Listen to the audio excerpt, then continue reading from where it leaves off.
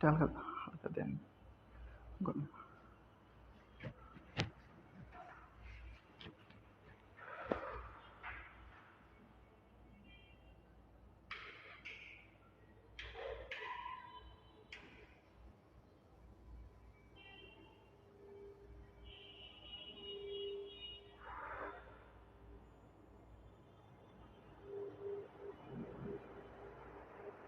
কমান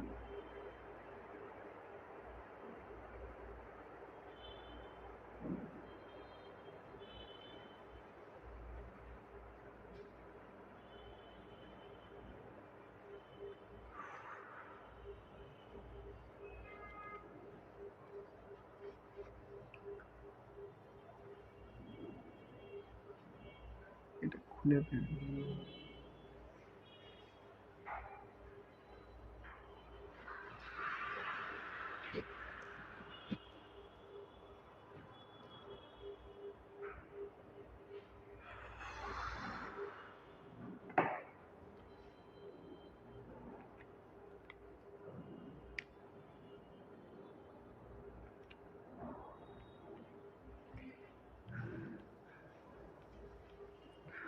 দুঃখিত, আমাদের লাইভটা কেটে গেছিল অনাকাঙ্ক্ষিত পরিস্থিতি। আমি তো পড়াই অনেক দূর চলে গেছিলাম, আমি খেয়াল করি না যে আপনার লাইভ কেটে গেছে। পরে হঠাৎ করে দেখেছি কোনো কমেন্ট আসে না, কাহিনি কি, পরে দেখি যে লাইভ কেটে গেছে। দুঃখিত, আমি 8-9 পর্যন্ত পড়াই ফেলছি, কিন্তু পরে দেখি কিছুই আপনার লাইভে নাই, লাইভও চলে না। তো আবার নতুন করে শুরু করি আমরা।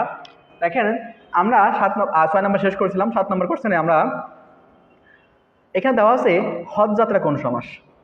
হজ যাত্রা। এখন এখানে অবশ্যই তৎপুরুষ সমাস হবে, কারণ এখানে সবগুলো অপশন তৎপুরুষ আছে। কিন্তু তৎপুরুষ হবে এটা তো বুঝলাম, কিন্তু তৎপুরুষ তৎপুরুষ সমাজের প্রকারভেদগুলো আছে, তার ভিতরে আমরা বিভক্তি পড়ছিলাম গত ক্লাসে, কারকের ভিতরে বিভক্তি 2 প্রকার, তার ভিতরে নাম বা শব্দ বিভক্তি এটা ছিল আবার 7 প্রকার। এর ভিতরে দ্বিতীয় থেকে শুরু করে সপ্তমী পর্যন্ত এই 6টা নিয়ে তৎপুরুষ সমাজের 6টা প্রকারভেদ আছে। এর মধ্যে উপতৎপুরুষ সমাস, নং তৎপুরুষ সমাস, অলুক তৎপুরুষ সমাস, এই মোট 9 প্রকার সমাস। তৎপুরুষ সমাস 9 প্রকার। তাহলে এখানে আমরা একে তৃতীয়া, চতুর্থা, পঞ্চমী, সপ্তমী কোনটা হতে পারে। এখন আমরা যেহেতু আমাদের এখানে বিভক্তি দেওয়া নাই, তাহলে বিভক্তি দেখে বুঝতে পারতেছি না যে বিভক্তি অনুযায়ী কোনটা হবে, কারণ আমাদের কিন্তু এই সমস্ত পদ দেওয়া থাকবে, বিভক্তি পরীক্ষায় দেওয়া থাকবে না। সেক্ষেত্রে আমাদের বিভক্তি দিয়ে বের করতে গেলে কঠিন হয়ে যাবে। যেজন্য আমরা একটু আগে পড়ছি, এটা হচ্ছে পূর্বপদ। এটা কি? পূর্বপদ। আর এটা হচ্ছে পরপদ। আমরা তৎপুরুষ সমাসের পরপদ প্রধান, তাহলে এইখানে যাত্রাটাই হচ্ছে প্রধান। হজ যাত্রা, যাত্রাটা এখানে প্রধান। তাহলে আমরা এটা কোন সমাস হবে কিভাবে বুঝবো? খেয়াল করেন, যখন কোনো পরের যে কাজটা, পরের যে অংশটা বা এই পরপদটা আমরা সহজে মনে রাখবো, পরপদ। পরপদ পূর্ব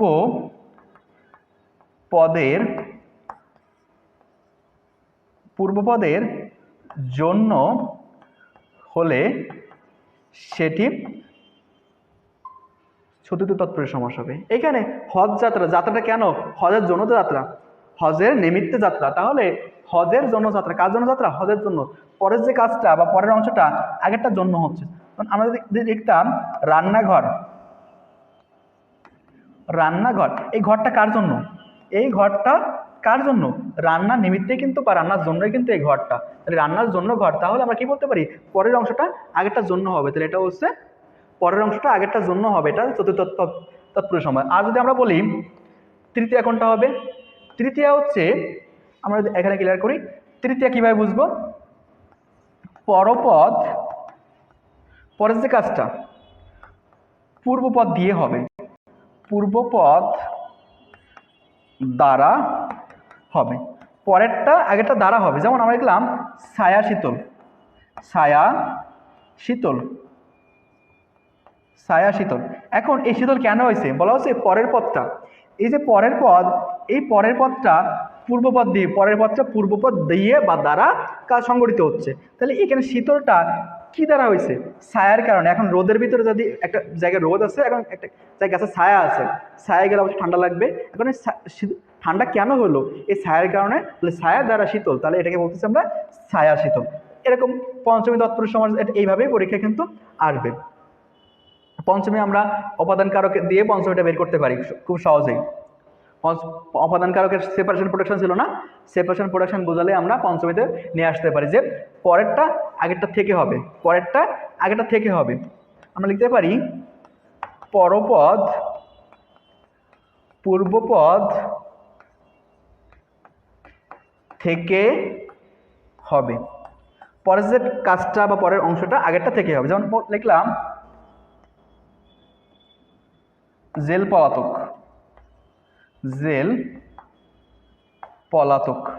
তাহলে পরেরটা কোন জায়গা থেকে হয়েছে? জেল থেকে পলাতক। বিদেশ ফেরত বা বিলাত ফেরত বলা হয় থাকে, বিলাত ফেরত, তাহলে বিলাত থেকে ফেরত। তাহলে ফেরত কোন জায়গা থেকে? বিলাত থেকে ফেরত। জেল পলাতক, জেল থেকে পলাতক। তাহলে পরেরটা পূর্বপদ আগেরটা থেকে সংগঠিত হচ্ছে, এটা পঞ্চমী তৎপুরুষ সমাস।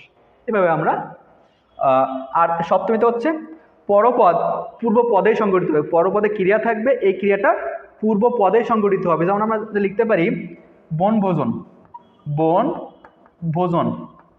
এই বনভোজন পরে যে ভোজনটা কোথায় হচ্ছে? বনেই হচ্ছে।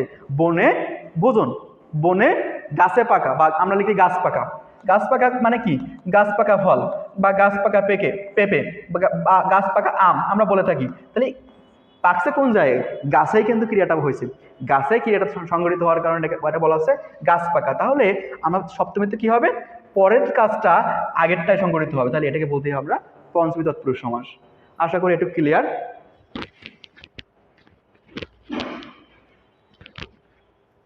Okay fine. এরপরে আমরা যদি পরের স্লাইডে যাই,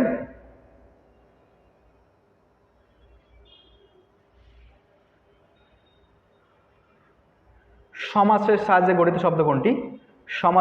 সমাসের সাহায্যে গঠিত শব্দ কোনটি? এখন আমরা মাত্র পড়ছি সমাসে দুইটা পদ থাকবে, পূর্বপদ পরপদ। দেখেন এই মানবে কি পূর্ব পরপদ আছে, বোনাইতে আছে, আর দুইটা পদই কিন্তু অর্থপূর্ণ হতে হবে। দুইটা পদই কি হবে? অর্থপূর্ণ। চাষি এখানে কি আছে? এই তিনটাই হচ্ছে প্রত্যয়ের নিয়মে, তিনটাই কিসের নিয়ম হয়েছে? প্রত্যয়ের নিয়মে সংগঠিত। আর একটা আছে নদীমাতৃক। এই নদীমাতৃক, নদী মাতৃক দুইটা হচ্ছে এখানে পূর্বপদ পরপদ আছে। এখানে বলতে নদী মাতা যার, এটার ব্যাস বাক্য হচ্ছে নদী মাতা যার। নদীমাতৃক কোন সমাস? নদীমাতৃক কোন সমাস এটা আপনারা বলবেন, নদীমাতৃক কোন সমাস। তাহলে এখানে অ্যান্সার কি হবে? একটাতে আছে দুইটা পদ, তাহলে নদীমাতৃক হচ্ছে সমাসের সাহায্যে গঠিত।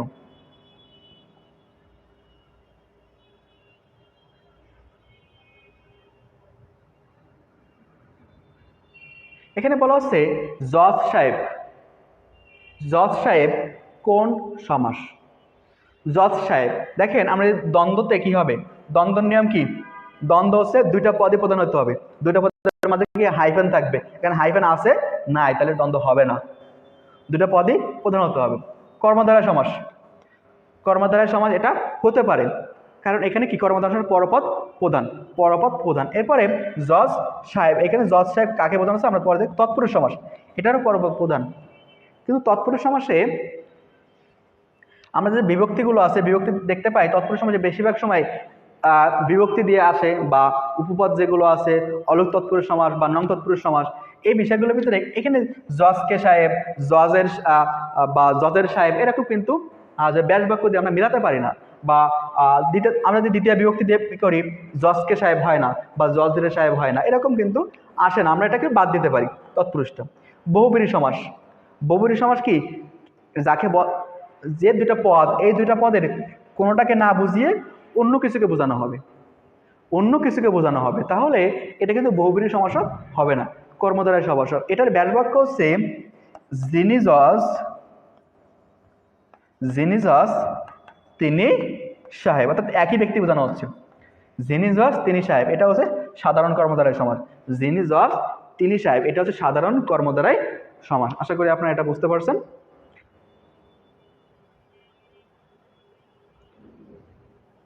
স্যার এখানে উত্তরটা তৎপুরুষ দেওয়া আছে, কিন্তু উত্তর হবে কর্মধারয় সমাস।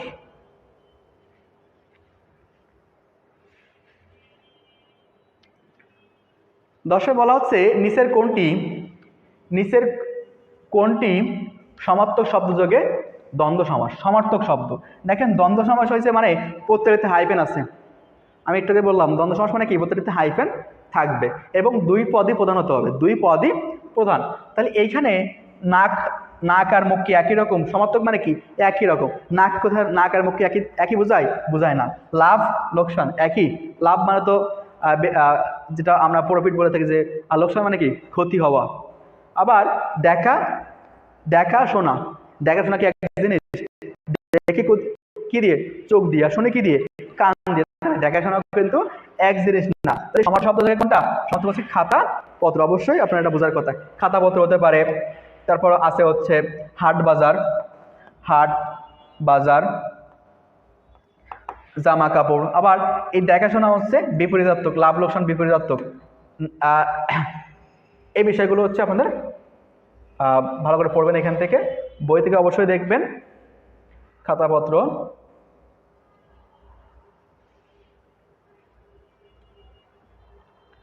এখানে গৃহকর্তী, গৃহকর্তী, গৃহকর্তী কোন সমাস? গৃহকর্তী কোন সমাসের উদাহরণ? যেহেতু তৎপুরুষ উদাহরণগুলো দেওয়া আছে এখানে, অবশ্যই তৎপুরুষ হবে। এখন আমরা চতুর্থ কিন্তু পড়ে আসছি। চতুর্থতে কি পড়ছিলাম? চতুর্থে পড়ছিলাম যে পরের কাজটা আগেরটার জন্য হবে। এখন পরেরটা কি আগেরটার জন্য এখানে হয়েছে? গৃহকর্তী, তাহলে পরেরটা আগেরটার জন্য হয়েছে না? হয় নাই। দ্বিতীয়তে পড়ছিলাম কি? দ্বিতীয়তে হচ্ছে, দ্বিতীয়তে বেশিরভাগ সময়ে আপনার যেমন আমাদের লিখি আমকে কোড়ানো, এটা দিয়ে উদাহরণ দিয়ে আমি দেখি। আমকে বা আম কোড়ানো, আমরা একবার লিখি আম কোড়ানো।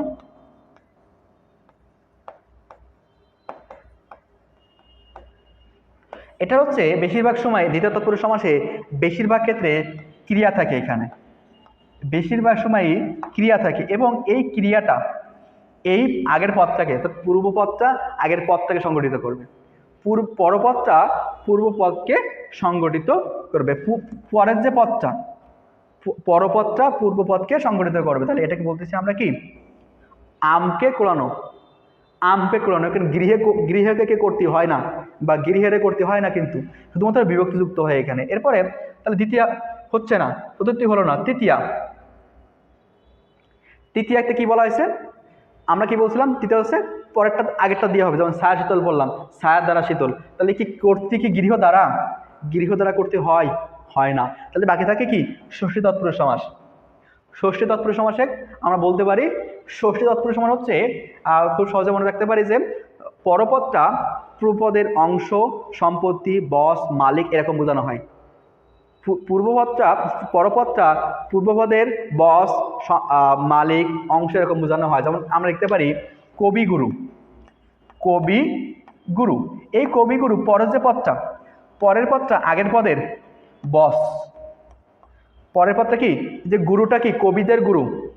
গুরু কি? কবিগুরু মানে কি? কবিদের গুরু। তাহলে কবিদের গুরু, এই গুরুটাকে অবশ্যই বস।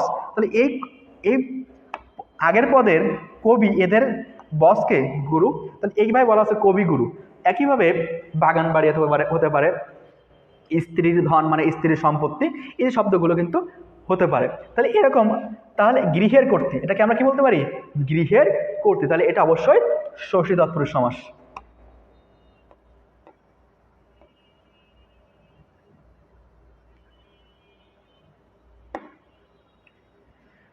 জায়া ও পতি সমাস করলে কি হবে?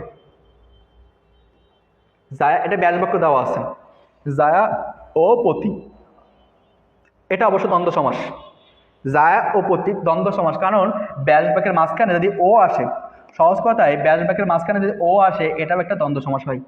এই হাইপেন উঠে যায়, হাইপেন উঠে যায়, এই হাইপেনগুলো উঠে যায়, তো ওর মাঝখানে ওই হাইপেনের পরিবর্তে ও বসে। যেমন লিখলাম মা বাবা, এটার পরিবর্তে এর ব্যাসবাক্য হয়, এটার ব্যাসবাক্য হচ্ছে মা ও বাবা।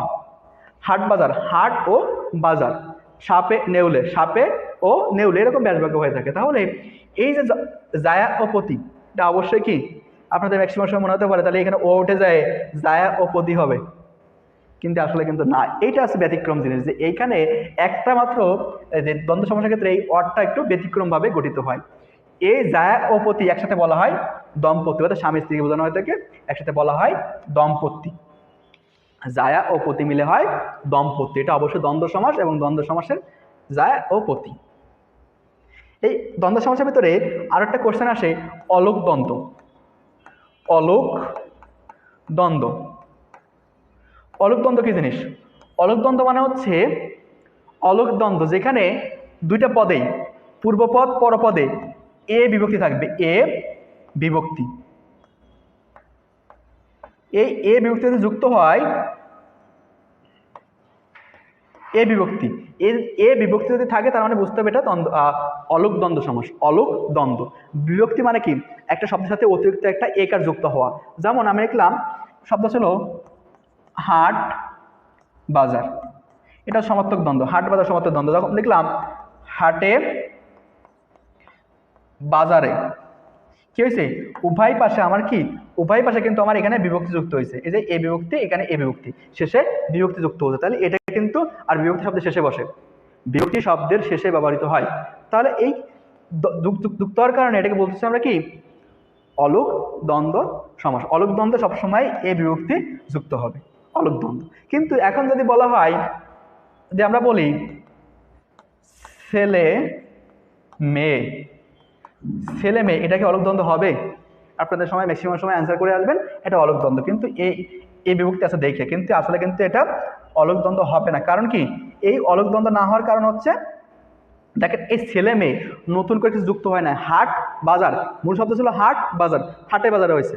তাহলে এখানে যদি আমি একার বাদ দিই, সেল মেয়েও, এটা কি হয়? কোনো শব্দ থাকে না এখানে, সেল মেয়েও কিন্তু হয় না। তাহলে এটা কিন্তু অলোক দ্বন্দ্ব না, এটা সাধারণ দ্বন্দ্ব সমাস বা বিপরীত দ্বন্দ্ব বা সম্পর্কিত দ্বন্দ্ব বলতে পারি আমরা, বিপরীত দ্বন্দ্ব বলতে পারি। এরপরে বলতেছি আমরা, পরে কোশ্চেনে যাই, 12 নম্বর। আচ্ছা দেখেন এখানে বলা হচ্ছে 10 আনন যার, 10 আনন, 10 আনন যার, 10 আনন কোন সমান? এখানে আনন মানে কি? এখানে যারা সনাতন ধর্মাবলম্বী আছে তাদের পারার কথা, সনাতন ধর্মাবলম্বীদেরকে পারার কথা যে এই আনন মানে কি, বা 10 আনন বলতে কি বোঝানো হয়, এটা আপনাদের পারার কথা। 10 আনন মানে হাত, আনন মানে হচ্ছে হাত। এখন 10 হাত কার? এখানে 10 আনন বলতে কি, আনন মানে যদি হাত হয়, কি 10 আনন হাত বোঝাচ্ছে না? 10টা হাত, 10টা হাত বোঝাচ্ছে? 10 আনন মানে কি হাত বোঝাচ্ছে? 10টা হাত এরকম কিছু না। 10 আনন মানে একটা সনাতন ধর্মের মধ্যে একটা মূর্তিকে বোঝানো হচ্ছে, বা একটা দেবীকে বোঝানো হচ্ছে। তাহলে এই 10 আনন মানে কিন্তু 10টা হাত না, 10 আনন যার। এই যে যার মানে কি, 10 আনন যার একজন ব্যক্তি, ব্যক্তিকেন্দ্রিক বোঝানো হচ্ছে, ব্যক্তি বা ব্যক্তি হিসেবে বোঝানো হচ্ছে। তাহলে এখানে কিন্তু আমরা যদি ওই পদকে না বুঝাই অন্য কিছু বুঝাই, পূর্বপদ পরপদ কোনো কিছুকে না বুঝিয়ে অন্য কিছু বুঝালে কি হয়? অবশ্যই বহুবিনী সমাস হয়। বহুবিনী সমাস এখানে একটাই আছে। অব্যয়ভাব সমাসে কি থাকে? অব্যয়ভাব সমাসের আগে উপসর্গ যুক্ত হয়, উপসর্গ যুক্ত, অব্যয়ভাব সমাসের আগে উপসর্গ যুক্ত হয়। দন্ত পড়ে আসলাম, দ্বন্দ্বের মাঝখানে হাইফেন থাকবে, এখানে কোনো হাইফেন টান কিছু না, 10 আননের মাঝখানে এটা হবে না। তাহলে এটা হবে না। যখন একটা টেকনিক আপনাদের শেখাই, পরীক্ষার হলে যখন যে প্রশ্ন পারতেছেন না, অ্যান্সার আপনি জানেন না, বা আপনি বুঝতে পারতেছেন অ্যান্সার কী হবে, এটা টেকনিক খাটাই আপনি অ্যান্সারগুলো বের করে আনতে পারেন। টেকনিকটা কি? আমরা এখানে 10 আনন কোন সমাস বের করতে বলছি, আমি জানি না, কি করব? দ্বন্দ্ব সমাসের নিয়মে চলে যাবো। আমার দ্বন্দ্ব সমাসের নিয়ম মনে আছে। তাহলে দ্বন্দ্ব সমাসে কী হবে? দুটো দ্বন্দ্ব সমাসের মাঝখানে হাইফেন থাকে, তাহলে এখানে কোনো হাইফেনটার কিছু নাই, তাহলে দ্বন্দ্ব হবেই না, এটা বাদ। অব্যয়ভাব সমাসে উপসর্গ থাকে আগে, উপসর্গ থাকে, তাহলে মাঝখানে উপসর্গ আছে নাই, তাহলে এটাও বাদ। কর্মদ্বারা সমাস, কর্মদ্বারা সমাসে তুলনা বোঝানো হয়, কর্মদ্বারা সমাসে তুলনা বোঝানো হয়। এখানে 10 আনন বলতে তুলনা বোঝাচ্ছে না, এটাও বাদ। থাকে হচ্ছে বহুব্রীহি। তাহলে আনসার ওইটা আমরা অপশন বাদ দিব। যখন আপনি কনফিউজ করবেন যে কোনটা হবে, আপনি ওটা অপশন বাদ দিয়ে দিয়ে সঠিক আনসারটা বের করে ফেলতে পারবেন।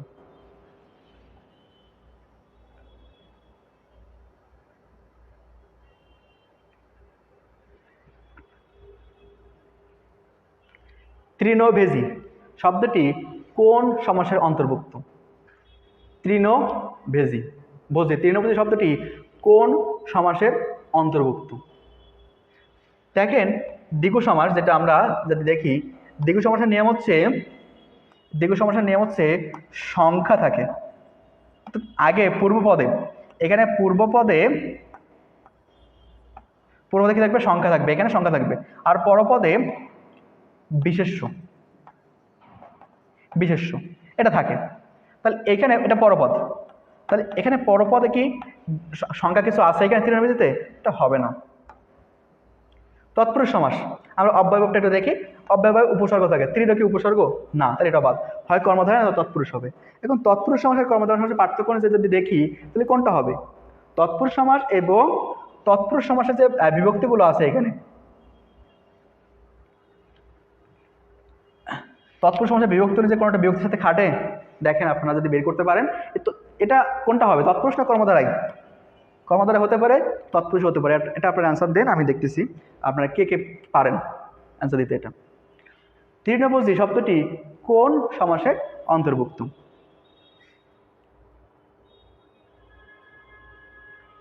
অনেকেই অ্যান্সার দিচ্ছেন 15 ঘ, অনেকেই খ বলছেন, 15 ঘ বলছেন অনেকেই।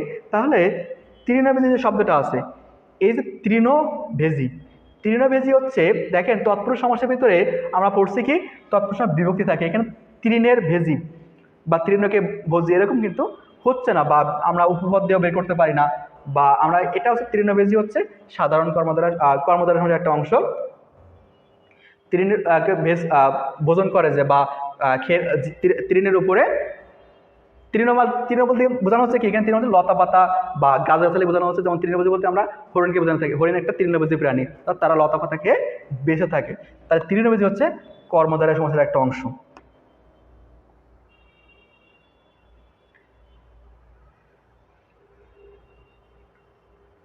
এরপরে আছে কুশ ও লব, কুশীলব।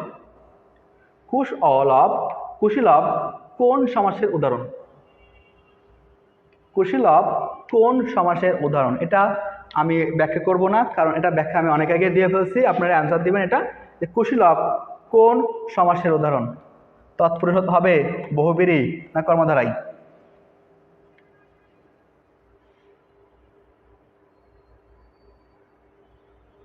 কুশীলব কোন সমাস? কুশীলব কোন সমাস? মাঝখানে কি আছে? ব্যাস বাক্য, এখানে মাঝখানে কি আছে? ও আছে। সহজে দেখতে পাচ্ছি এখানে ব্যাস বাক্যের মাঝখানে ও আছে। আর ও কোন কোন জায়গায় থাকে? ওটা অবশ্যই দ্বন্দ্ব সমাসের মাঝখানে থাকে। দ্বন্দ্ব সমাসের ব্যাস বাক্যের মাঝখানে আপনার কি থাকে? ও থাকবে। আর কুশীলব এখানে কিন্তু হাইফেন নাই। আমি বলছিলাম ওই দম্পতি বা এই কুশীলব কয়েকটি শব্দ আছে যেখানে হাইফেন অনেক সময় বসে না।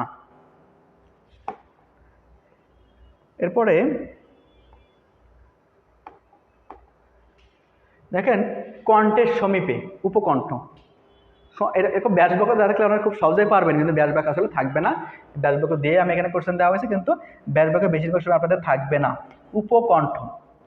এখন আমি যদি একটা নিয়ম বাদ দিই, দিগু, দেখেন দিগু, দিগু সমাসে কি বলা হয়েছে? সংখ্যা প্লাস নাউন। এখানে কি সংখ্যা প্লাস সংখ্যা কিছু আছে? এখানে নেই, তার মানে দিগুটা বাদ। কর্মদ্বারায় সমাস, কর্মদ্বারায় সমাসে কোন পদ প্রধান? পরপদ প্রধান। তাহলে এখানে কি কণ্ঠটা প্রধান না উপকণ্ঠ? কণ্ঠের সমীপে এখানে কণ্ঠ প্রধান না উপপ্রধান?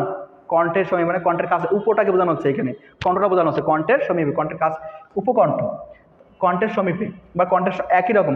উপকণ্ঠ মানে কি? কণ্ঠের একই রকম কণ্ঠ বা কণ্ঠের সমীপে বলতে বলা হচ্ছে এখানে।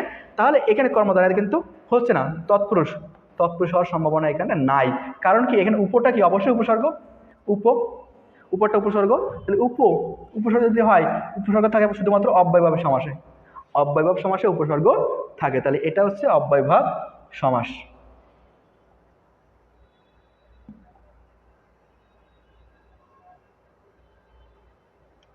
এরপর আছে মন মাঝি, এর ব্যাস বাক্য কোনটি? মন মাঝি, মন মাঝি একটা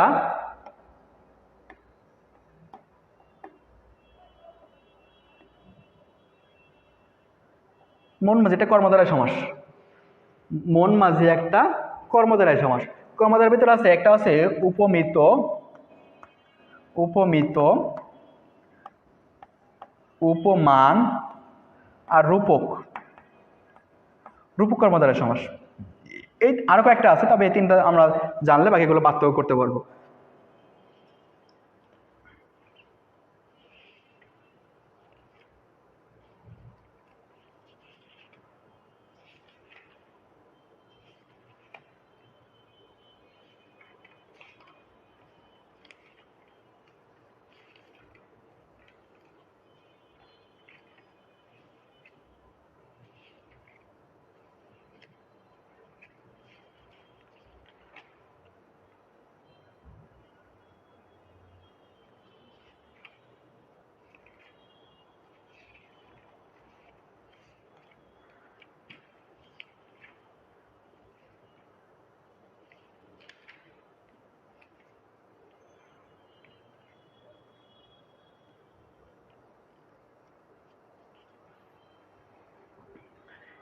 হ্যাঁ, আপনারা অ্যান্সার দিচ্ছেন সবাই সবাই খ, মন রূপ মাঝি। মন রূপ মাঝি দিচ্ছেন অ্যান্সার ম্যাক্সিমামই। দেখেন এইখানে মন রূপ মাঝি, মনও মাঝি, মন যে মাঝি, মন মাঝির ন্যায়, এরকম 3-4টা অপশন দেওয়া আছে। এর ভিতরে কোনটা হবে এটা যদি আমরা একটু দেখি। এখানে উপমিত, উপমিত যে স্ট্রাকচারটা আছে এটা হয় নাউন, আগের পদটা নাউন হবে, এটা আগের পদটাও নাউন হবে, নাউন প্লাস নাউন, দুইটা পদে নাউন হবে। আবার এই উপমানের ভিতরে নাউন প্লাস অ্যাডজেক্টিভ হয়ে থাকে, নাউন প্লাস, এখন আর এটা নাউন প্লাস নাউন এটা হয়ে থাকে। তাহলে নাউন প্লাস নাউন কিন্তু দুইটা হয়েছে এখানে, এটা একটা নাউন এটা একটা নাউন, দুটো একই রকম হয়েছে। তাহলে আমরা কীভাবে বুঝবো কোনটা কী হবে? মন মাঝি, মন নাউন, মাঝিও নাউন, তাহলে এটা অবশ্যই কী হবে? উপমান হবে না। উপমান না হয় কী হবে? হয় রূপক হতে পারে, আবার উপমিত হতে পারে। রূপক মানে রূপ অর্থ প্রকাশ করে, অর্থাৎ এই এই দুটোর মধ্যে পার্থক্য হচ্ছে এইখানে দুইটা নাউনই হচ্ছে দৃশ্যমান, এই দুইটা নাউন হচ্ছে দৃশ্যমান, দুইটা নাউনই হবে দৃশ্যমান, দুইটা নাউনে দেখা যাবে দৃশ্যমান। কিন্তু এইখানে যে নাউনটা থাকবে আগের নাউনটা দেখতে পাবো না, এটা অদৃশ্য, অদৃশ্য নাউন থাকবে এখানে, অদৃশ্য নাউন। যেমন এখানে মনকে আমরা দেখতে পাই, আমরা জীবন প্রদীপ, জীবন আমরা দেখতে পাই। আর রূপক কর্মধারয় সমাসের ব্যাস বাক্যের মাঝে রূপ ব্যবহৃত হয়, রূপক কর্মধারয় সমাসের ব্যাস বাক্যের মাঝে রূপ ব্যবহৃত হয়। তাহলে রূপক কর্মধারয় সমাস যদি হয় অবশ্যই রূপ হবে। তাহলে মন মাঝি, আমি মনকে দেখতে পাচ্ছি না কিন্তু মাঝি দেখা যায়। জীবন প্রদীপ, প্রদীপ মানে আলো, তাহলে জীবন দেখা যায় না, প্রদীপ দেখা যায়। বিষাদ সিন্ধু, সিন্ধু সাগর, সিন্ধু দেখা যায় কিন্তু বিষাদ মানে দুঃখ কষ্ট কিন্তু দেখা যায় না, অনুভব করতে হয়। তাহলে এই বিষয়গুলো কিন্তু আমরা খুব সহজে বুঝতে পারি। রূপক কর্মধারয় সময় মাঝখানে রূপ থাকবে, তাহলে এখানে মন রূপ মাঝি।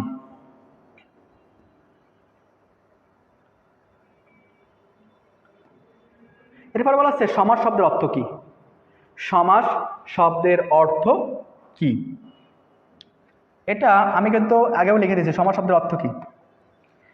একাধিক পদকে এক পদে পরিণত করাকে বলা হয় সমাস। একাধিক পদ, যেমন আমরা লিখলাম সিংহ চিহ্নিত আসন, এই সিংহ চিহ্নিত আসনকে আমরা একসাথে বলা হয়, একত্রে বলি সিংহাসন। যেটা হচ্ছে সিংহাসনটা হচ্ছে আপনার মধ্যপদলোপী কর্মধারয় সমাস, একসাথে বলতেছি কি সিংহাসন, সিংহাসন। তাহলে এটা কি মধ্যপদলোপী কর্মধারয় সমাস, ঠিক আছে। কিন্তু এখানে দেখেন এই সিংহ চিহ্নিত আসন 3টা পদ ছিল এখানে, এটা পূর্বপদ এটা পরপদ, মাঝখানে একটা মধ্যপদ যেটা ছিল, এই মাঝখানের পদটা লোপ পেয়ে গেছে। মাঝখানের পদ লোপ পেয়ে যাওয়ার কারণে আগের পদ পরের পদে কোনো পরিবর্তন না হওয়ার কারণে এটাকে বলছি মধ্যপদলোপী কর্মধারয় সিংহাসন। এখন কি এখানে সিংহটা প্রধান না আসনটা প্রধান? সিংহাসন বলতে কি বোঝানো হয়? রাজ সিংহাসন বা চেয়ার বোঝানো হচ্ছে এখানে, বা আমরা ক্ষমতা বলতে পারি। তাহলে এখানে আসনটাই প্রধান, এখানে সিংহ প্রধান না, এখানে সিংহাসন বলতে আসনকে বোঝানো হচ্ছে এখানে। তাহলে এই যে একাধিক পদকে এক পদে পরিণত করলাম, এটার নামই সমাস। তাহলে বড়টা কি করলাম? ছোট করলাম। তাহলে কি এখানে কি হবে? বিভাজন, ভাগ করলাম না কি করলাম? বিস্তার বাড়াইছি। বিশ্বাস এখানে এটা অপশন তো কোনো আসে না। 3টা অপশনের ভিতরে দেখেন এখানে সংক্ষেপ করা। তাহলে এই যে অংশটা এটাকে বলা হয় ব্যাস বাক্য, এটার এক নাম হচ্ছে ব্যাস বাক্য। আবার এটাকে বলা হয় বিগ্রহ বাক্য, এক নাম হচ্ছে বিগ্রহ বাক্য। আর এই বিগ্রহ বাক্যের বা ব্যাস বাক্যের প্রত্যেকটি পদকে বলা হয় সমস্যামান পদ। ব্যাস বাক্যের প্রত্যেকটি পদকে বলা হয় সমস্যামান পদ, সমস্যামান পদ। ব্যাস বাক্যের প্রত্যেকটি পদকে বলা হয় সমস্যামান পদ। আর এটাকে বলা হয় সমস্ত পদ, যেটা ছোট হয়ে যাবে এটাকে বলা হবে সমস্ত পদ, সমস্ত পদ।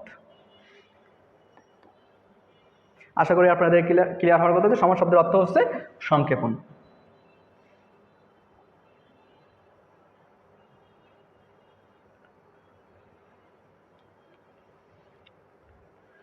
এরপরে আছে হচ্ছে কাল। আমাদের কাল নিয়ে প্রশ্ন করতে হবে, কাল নিয়ে প্রশ্ন এখানে দেওয়া আছে। কাল, এখন কাল বলতে আমরা কি বুঝি? কাল বলতে আমরা কি বুঝি? কাল বলতে আমরা কি বুঝি? কাল কয় প্রকার? কাল কয় প্রকার?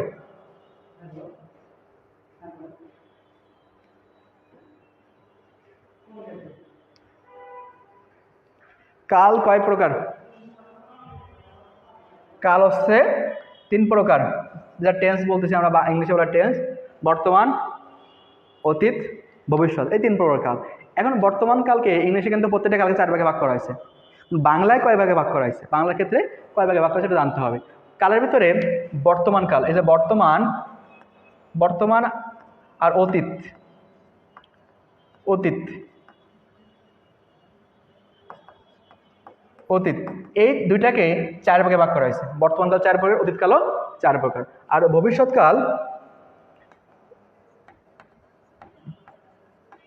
ভবিষ্যৎকাল হচ্ছে 3 প্রকার। ভবিষ্যৎকাল হচ্ছে 3 প্রকার। এখন এই বর্তমানকালে বেশিরভাগ সময় ক্রিয়া শেষে, বর্তমানকালে ক্রিয়া শেষে রস্যই বা র, বিভিন্ন সাধারণ বিভক্তি থাকে, সাধারণ বিভক্তি বা এরকম অর্ডগুলো থাকে, বা র, এ, এরকম জিনিসগুলো থাকে। আমি বই পড়ি, সে খায়, সে কাজটা করে, এরকম জিনিসগুলো থাকে। অতীতকালে বেশিরভাগ সময় থাকে ত, তাম, ত, তাম, তারপর হচ্ছে ল, লাম। এই ওয়ার্ড যদি এরকম থাকে, ক্রিয়া শেষে এই ওয়ার্ডগুলো থাকে ত, তাম, ল, লাম, ল, লাম, তাহলে এটা হচ্ছে অতীতকাল। আমি কাজটা করতাম, আমি কাজটা করতাম, বা আমি শিশুকালে নদীর পাড়ে হাঁটতাম, আমি ছোটোবেলায় নদীতে গোসল করতাম, বা ছোটোবেলায় ফুটবল খেলতাম, এক এক সময়তে খেলতাম, আমি কাজটা করলাম, এটা অতীতকাল। লাম, ত, তাম, ল, লাম থাকলে এটা হচ্ছে কী হবে? অতীতকাল হবে। আর যদি ব, বে, বেন, এই তিনটা যদি আসে মাঝখানে, তাহলে বুঝবেন এটা হচ্ছে ব, বে, বেন, এটা হচ্ছে ভবিষ্যৎকাল। আমরা সহজে মনে রাখতে, বর্তমান বলে স্বাভাবিকভাবে থাকবে রস্যই, ই, র, এরকম থাকবে, এ, এ বিভক্তি থাকতে পারে, কাজটা করে, রে, এরকম থাকতে পারে। তাহলে আর যদি ত, তাম, ল, লাম থাকে, এটাকে বলতে পারি আমরা অতীতকাল। ভবিষ্যৎকাল হচ্ছে ব, বে, বেন, এগুলো হচ্ছে ভবিষ্যৎকালের উদাহরণ। এখন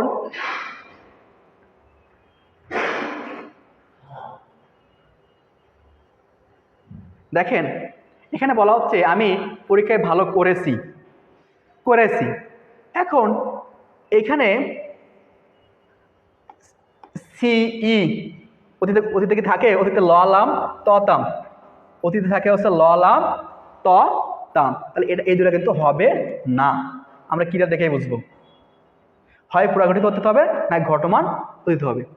হয় পুরাগঠিত অতীত, নাই ঘটমান অতীত। অনেকে অ্যান্সার দিচ্ছেন, অনেকে অ্যান্সার দিচ্ছেন, অনেকে ভুল অ্যান্সার দিচ্ছেন, ভুল অ্যান্সার দিচ্ছেন অনেকেই। দেখেন,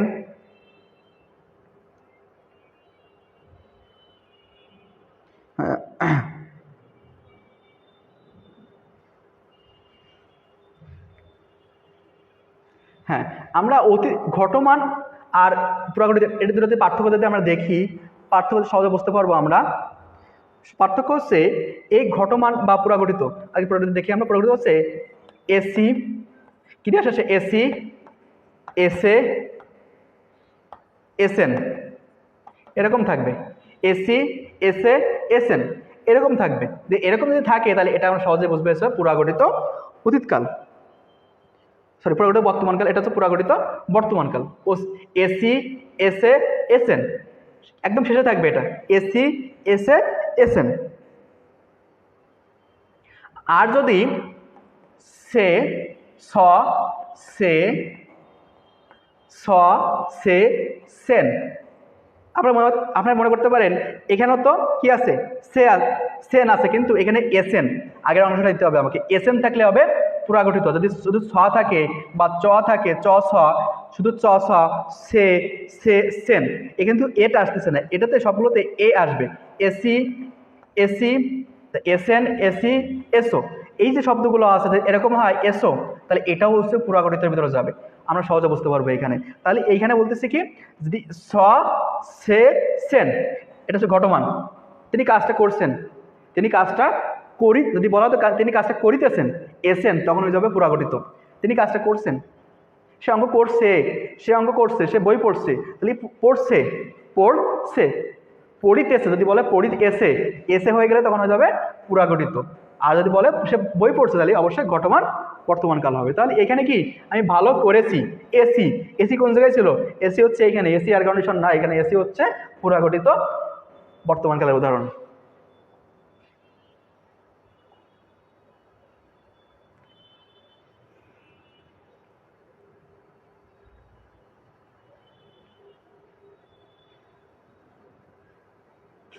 এরপর বলা হচ্ছে আজ যদি বাবা আসতেন তবে কেমন মজা হতো।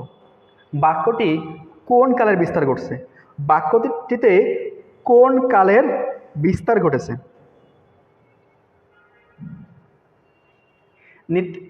এখানে আমি বলছি কি ক্রিয়া শেষে ত,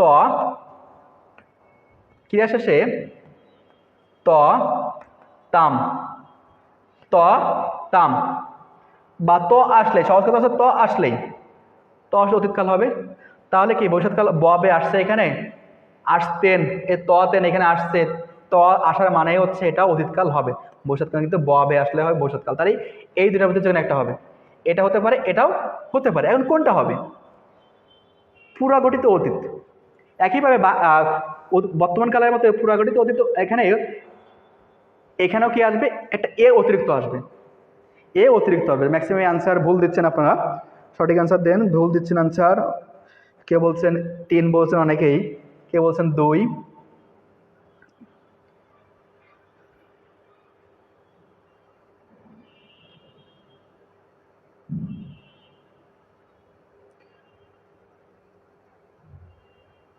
না, এখানে দেখেন আগে তো যেটা বললাম, এই পুরাগঠিত যখনই আসবে তখন একটা অতিরিক্ত এ আসবে। এ ছিল, এ ছিল, যদি এরকম আসে এ ছিল, এছিলাম, এছিলাম, এছিলে, এ ছিলে, এরকম যদি এটা থাকে, এ দিয়েছিলাম, ছিল, ছিলে, এরকম যদি আসে তাহলে অবশ্যই এটা পুরাগঠিত অতীত হবে। তাহলে এখানে কি আসছে কখনো ক্রিয়ার ভিতরে? আসে নাই, নিত্যবৃত্ত অতীত। এই জিনিসটা হচ্ছে যেমন আমরা যদি আমি অতীতকালে নদীর পাড়ে হাঁটতাম, এটা কিন্তু অতীতে প্রতিদিন প্রতিদিন নদীর পাড়ে হাঁটতাম, এটা হচ্ছে নিত্যবৃত্ত অতীত। প্রতিদিন তার যেটা কাজটা প্রতিদিন করা হতো এরকম যদি হয় এবং ত যদি আসে, এটা হচ্ছে নিত্যবৃত্ত অতীতকাল। খুব সহজে আমরা মনে রাখতে পারবো এখানে। আর ভবিষ্যৎকাল হলে কি হবে? ভবিষ্যৎকালে ব বেন।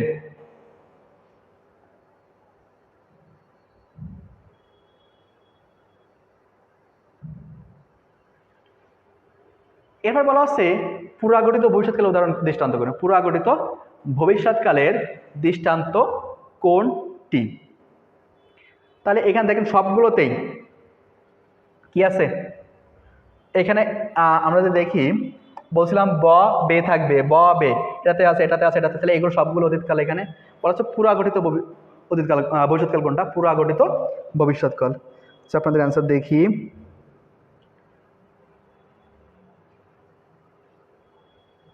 পুরাগঠিত মানে হচ্ছে যখনই পুরাগঠিত বলবে তখন একটা এ দিয়ে শুরু হবে, এ দিয়ে তারপর অন্য কিছু আসবে, এ দিয়ে। এখন এখানে দেখেন খেতে থাকবে, তুমি খেয়ে থাকবে, তুমি খেতে থাকবে, তুমি খেয়ে থাকবে, তুমি খেতে থাকবে, তুমি খেয়ে থাকবে। তাহলে এইখানে কোনটা হবে? তুমি খাবে, তুমি খাবে, এখান থেকে কিন্তু অতিরিক্ত এ আসে নাই। খাবে এখানে আসে নাই, এখানে আসছে খেতে, এ থাকবে, এ থাকবে, দুটাই আসছে এখানে, এ থাকবে। তাহলে এটা কি হতে পারে?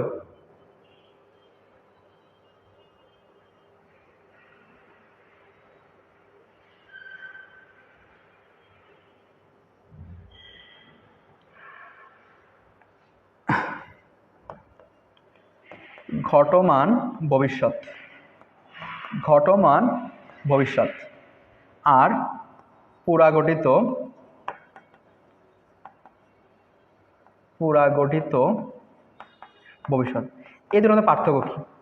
এই দুটোর মধ্যে পার্থক্য যদি আমরা বের করি, ঘটমান ভবিষ্যৎ আর পুরাগঠিত ভবিষ্যৎ, এটা হচ্ছে এরকম থাকবে, তে থাকবে, তে থাকবে, তে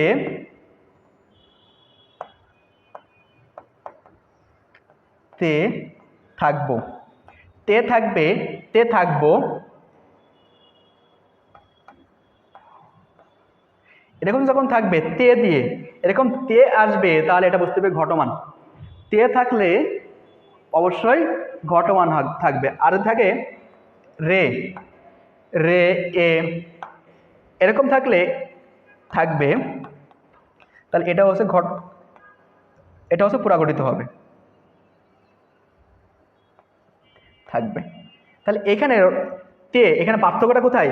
পার্থক্য হচ্ছে তে তে, এ তে থাকবে, আর এখানে রে থাকবে, এ থাকবে, করে থাকবে, খেয়ে থাকবে, বলে থাকবে, এ বলে থাকবে, তুমি কাজটা করে থাকবে, তুমি কাজটা বলে, তুমি ওটা বলে থাকবে, তুমি খেয়ে থাকবে। তাহলে এই যে ওয়ার্ডগুলো এখানে আছে এ থাকবে, এ থাকার কারণে এই যে এ রে এটা কিন্তু এখানেই আছে, তাহলে এটা অবশ্যই পুরাগঠিত ভবিষ্যৎকালের উদাহরণ হবে।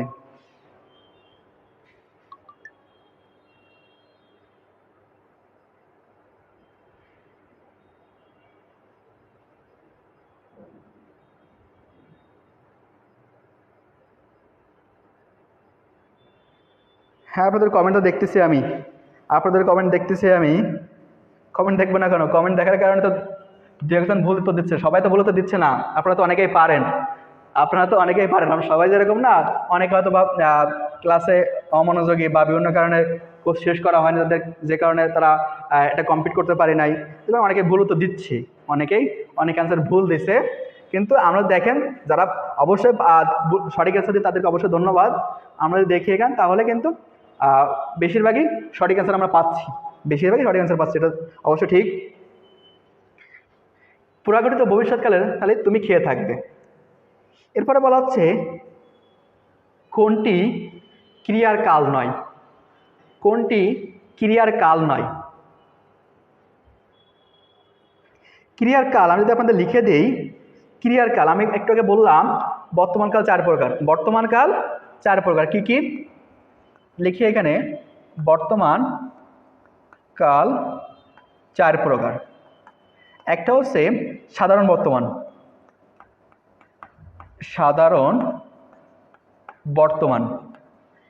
তারপর আছে নিত্যবৃত্ত বর্তমান, নিত্যবৃত্ত, নিত্যবৃত্ত বর্তমান, নিত্যবৃত্ত বর্তমান। তারপর হচ্ছে ঘটমান, ঘটমান বর্তমান। আর হচ্ছে পুরাগঠিত, পুরাগঠিত বর্তমানকাল। এই 4 প্রকার বর্তমানকাল আছে। এখানে সাধারণ বর্তমানকাল, যে আমি ভাত খাই, খাচ্ছি, সাধারণ বর্তমান। নিত্যবৃত্ত মানে কি? যেটা চিরন্তন সত্য, যেটা চিরন্তন সত্য তাকে বলে নিত্যবৃত্ত। যেমন পূর্ব দিকে, পশ্চিমে, পূর্ব দিকে সূর্য ওঠে, পূর্ব দিকে সূর্য ওঠে। আবার কিছু ঐতিহাসিক বর্তমান আছে, যে যেমন বাবরের পরে হুমায়ুন মুঘল সাম্রাজ্যের মুঘল সম্রাট হন। এই যে ঐতিহাসিক যেগুলো আছে, ঐতিহাসিক যে ঘটনাগুলো চিরন্তন সত্য, সেটা হচ্ছে নিত্যবৃত্ত বর্তমানকালের ভিতরে যাবে। যে ঘটনাগুলো চিরন্তন সত্য, যেমন যে মুঘল সম্রাট বাবরের পরে হুমায়ুন ক্ষমতা, সেটা তাহলে ওটাও কিন্তু নিত্যবৃত্ত বর্তমানকালের উদাহরণ। ঘটমান পড়লাম, পুরাগঠিত আমরা পড়ে আসছি। পুরাগঠিত সবসময় এটা অতিরিক্ত এ আসবে। একইভাবে ভবিষ্যৎকাল, অতীতকাল, অতীতকালও 4 প্রকার, অতীতটাও 4 প্রকার, অতীত 4 প্রকার। কি কি? সাধারণ অতীত, একই নাম, সাধারণ অতীত, নিত্যবৃত্ত অতীত, ঘটমান অতীত, পুরাগঠিত অতীত। আর এই 4 প্রকার। আবার ভবিষ্যৎটা, ভবিষ্যৎ যেটা আছে, ভবিষ্যৎ এটা হচ্ছে 3 প্রকার, ভবিষ্যৎ হচ্ছে 3 প্রকার। এখানে নিত্যবৃত্তটা নাই, ভবিষ্যতের ভিতরে নিত্যবৃত্ত নাই, সাধারণ, ঘটমান আর পুরাগঠিত, সাধারণ, ঘটমান আর পুরাগঠিত, এটা হচ্ছে ক্রিয়া। তার এইখানে দেখেন এই অনুজ্ঞা বলতে কোনো কাল আমাদের ভিতরে নাই, তাহলে এটা হচ্ছে পুরাগঠিত অতীতকালের কোনো কিছু নাই এখানে, পুরাগঠিত অনুজ্ঞা বলতে কিছু নাই। তাহলে পুরো অনুজ্ঞা হচ্ছে আদেশ, নিষেধ, অনুরোধ, প্রার্থনা, এগুলো বোঝানো হয়, তাহলে অপারেটিভ বলা হয়ে থাকে অনুজ্ঞা। তাহলে অনুজ্ঞা হচ্ছে কালের ভিতরে পড়বে না, ক্রিয়ার কাল, এটা ক্রিয়ার কাল নয়। আশা করি আপনারা ক্লিয়ার। আজকের ক্লাস এখানেই শেষ। আল্লাহ হাফেজ। আপনাদের কোনো কোশ্চেন আছে কিনা, আপনাদের আজকের ক্লাস নিয়ে কোনো কোশ্চেন আছে কিনা, এবং যারা ক্লাসে উপস্থিত আছে সবাইকে ঘোষণা দিন নেক্সট দিন, যেহেতু আমাদের একটা ক্লাস পিছিয়ে আছে, আমরা নেক্সট দিন আমরা ডাবল ক্লাস নেব। একটা ক্লাস শেষ করার পরে, প্রথমে যেহেতু বাংলা ক্লাস আছে, বাংলা ক্লাস শেষ করার পরে আমরা জিকে ক্লাস নেব, বাংলা ক্লাস শেষ করে জিকে ক্লাস নিব, আধা ঘন্টা ব্রেক দেবো মাঝখানে। নেক্সট দিন আমরা ডাবল ক্লাস করব।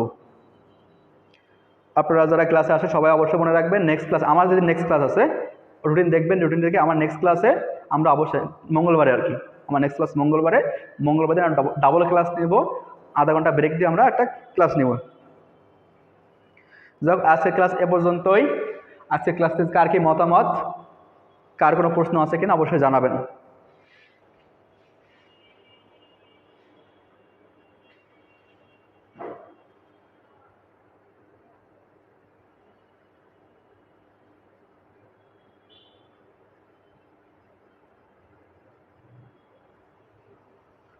ওকে ভাই, রেডি আছি, রেডি থাকলে ধন্যবাদ। আর আমার চা নাস্তা দিয়ে যায় না আপনারা, আপনারা শুধু যে যখন ব্রেক দেবো তখন তো চা নাস্তা খাইতে হবে না, আপনারা অবশ্যই আমার চা নাস্তা দিয়ে যাবেন। যাক, সবাইকে অসংখ্য ধন্যবাদ, ভালো থাকবেন, আল্লাহ হাফিজ।